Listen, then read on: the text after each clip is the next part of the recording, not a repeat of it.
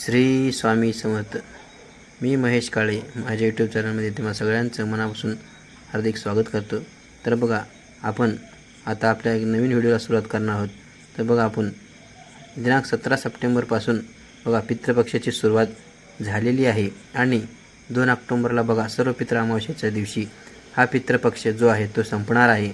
आपल्या हिंदू धर्मामध्ये बघा पितृपक्ष अतिशय शुभ आणि महत्त्वाचा मानला जातो. बघा, रामायण आणि महाभारत यामध्ये सुद्धा पितृपक्ष, श्राद्ध आणि तर्पण यांचा उल्लेख आहे.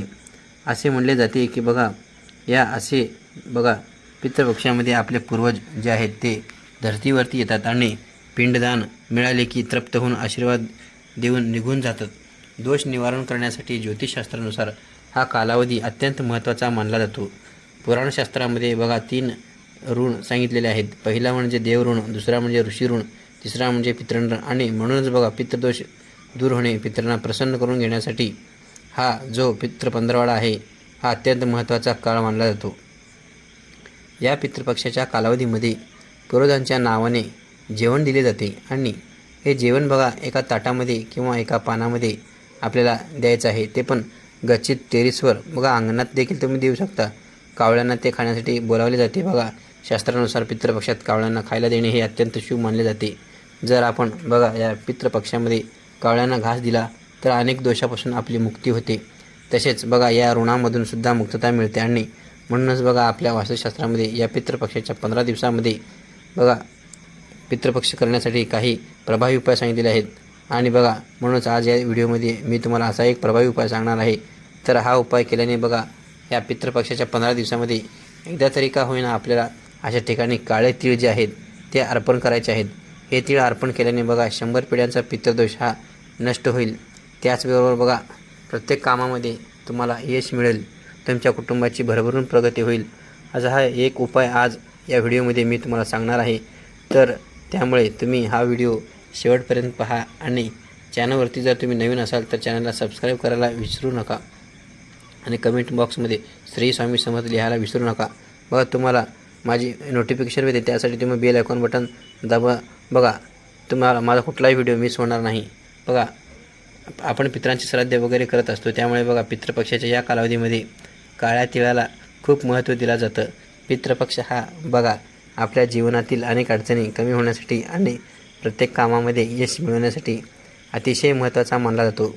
बघा या पितृपक्षामध्ये जर आपण आपल्या पितरांची काही सेवा केली, बघा काही उपाय केले तर आपले पितृ जे आहे ते नक्कीच आपल्यावरती प्रसन्न होतात आणि बघा आपल्याला सुखी संसाराचे आशीर्वाद देत असतात.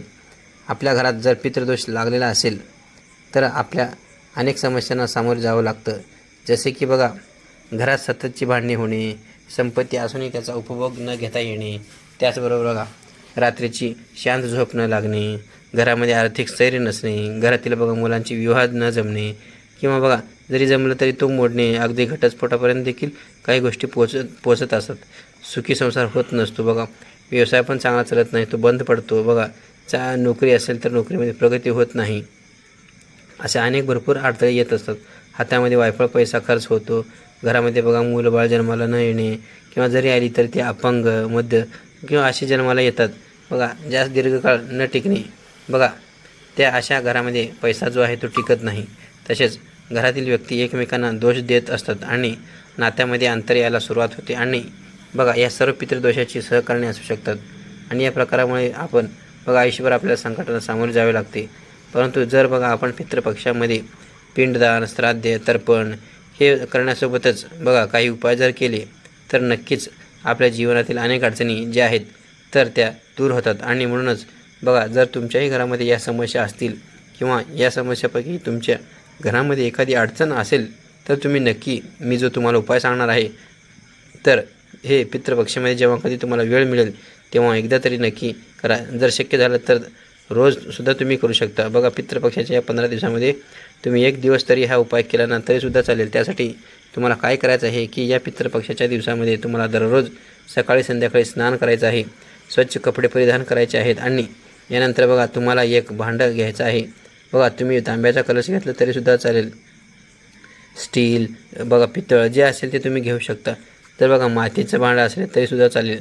तो जो आपण आज संक्रांतीला सुगड पुजण्यासाठी जो घेतो तो बोळकं म्हणतो बघा, आपण ते घेतलं तरीसुद्धा चालेल, किंवा बघा मोठं जे काही भांडं असेल ते तुम्ही घेऊ शकता. त्यामध्ये बघा स्वच्छ पिण्याचं पाणी तुम्हाला घालायचं आहे आणि पाणी भरून झाल्यानंतर या पाण्यामध्ये आपल्याला 1 चमचाभर काळे तीळ टाकायचे आहेत. आणि बघा हे तीळ घातलेले जे पाणी आहे तर ते तुम्हाला तुमच्या घराजवळच बघा उभं राहून बघा दक्षिण दिशेकडे तोंड करून तुम्हाला हे जल जे आहे ते दक्षिण दिशेकडे तोंड करून पितराच्या नावाने अर्पण करायचं आहे.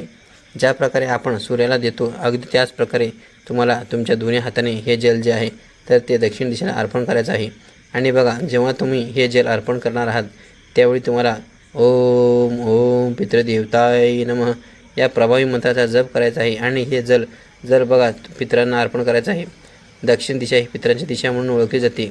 जर तुम्ही पितृपक्षाच्या या 15 दिवसामध्ये किंवा आता बघा पितृपक्ष संपायला अगदी 2-3 दिवस शिल्लक राहिलेले आहेत, या तुम्ही हा उपाय तिळचा घालून जल अर्पण केलं तरी नक्कीच तुमचा पितृदोष जो आहे तो दूर होईल आणि तुमचे पितृ तुमच्यावरती प्रसन्न होतील आणि तुमच्या जीवनातील अनेक अडचणी कमी होतील.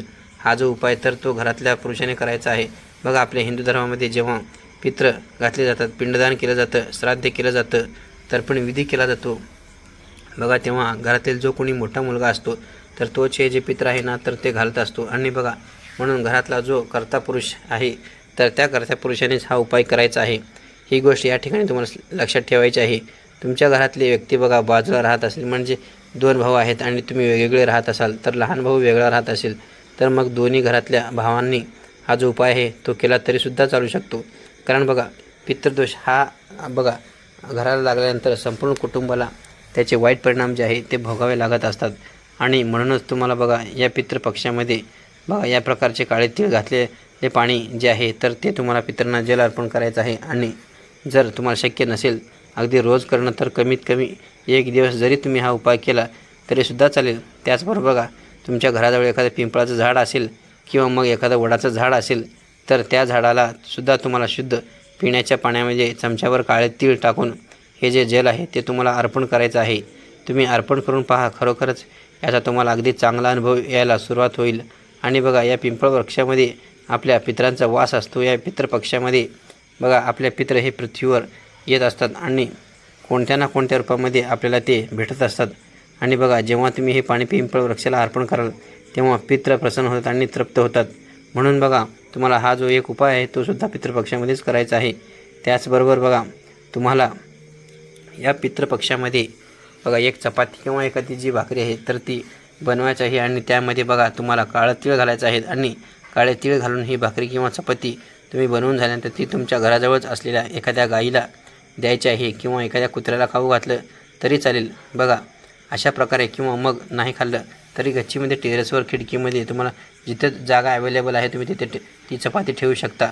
बघा ना ती खेळ ठेवू जेणेकरून कावळे असतील, पक्षी असतील ते बघा येऊन खातील. आणि बघा पितृपक्षामध्ये बघा कावळ्याला आणि काळ्या तिळाला खूप महत्त्व दिले गेलेले आहे. बघा काळ्या तिळापासून बनवलेले पिंड हे मृत व्यक्तीला अर्पण केल्यास हिंदू धर्मातील पूर्वजांच्या आत्म्याला मोक्ष प्राप्त होत असतो. बघा काळ्या तिळीशिवाय बघा आपल्या पूर्वजांची कोणतीही पूजा पूर्ण होत नाही. म्हणून बघा आपल्याला या काळ्या तिळीचा हा उपाय नक्की करायचा आहे.